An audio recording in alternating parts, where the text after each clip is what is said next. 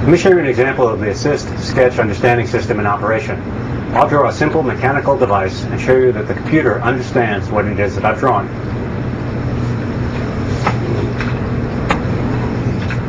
I'll start by drawing a simple hill. I'll anchor it to the background. I'll put a little cart on the hill, give it wheels, pin the wheels to the frame with some axles, and then indicate that I want gravity. And now if I'd drawn this on a piece of paper and shown it to you, you'd understand what it is that was about to happen. I want the computer to be able to understand what's going to happen as well. And I can simply push the run button,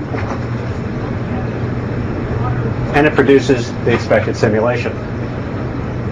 Now, I'm going to run that again, and I want you to pay attention to how the car moves as it runs down the hill. You'll see that it wobbles just a little bit because I haven't drawn the axles in the center of the wheels.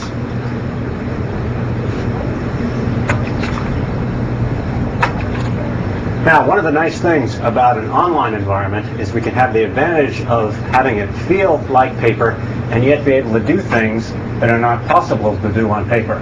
For example, I can take this and decide that I don't have it in quite the right place, and what I'd really like to do is move it just a bit and put it over here. Then I'll run the simulation again with my new conditions. And finally, we'll go back there one more time. And this time what I'd like to do is make the simulation a little bit more interesting and a little bit more complicated. We'll add a speed bump and anchor it to the frame. And we'll add a pendulum. And now let's see what it is that our system is going to do in operation. It still manages to make it over the speed bump and head on down the hill. Now, let me try another device. This time, something a little more similar to the kind of thing that might happen in a real design environment. Here you see I've circled all of my previous drawings, and I'm just going to get rid of it by saying, scratch that out. And let's try a simple little marble game, the kind of thing that we might have in a real design environment. I'm going to draw a collection of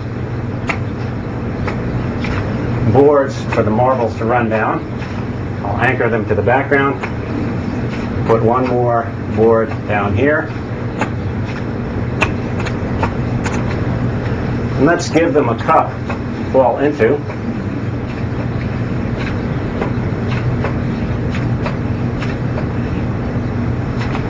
And just to make it interesting, we'll anchor the cup with a couple of springs, put some marbles up here,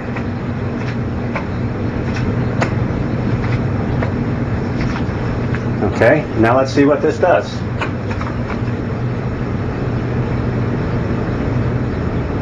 Oops, not quite. Let's go back to the drawing board, literally, and see if we can't fix things. Suppose we take this shelf and move it a little bit. And then let's take this shelf over here and move it a little bit. And now, let's try the device again.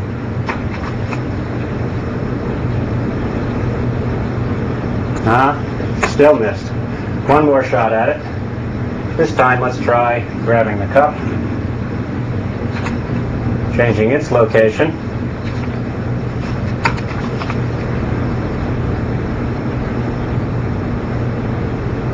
All right, we've succeeded.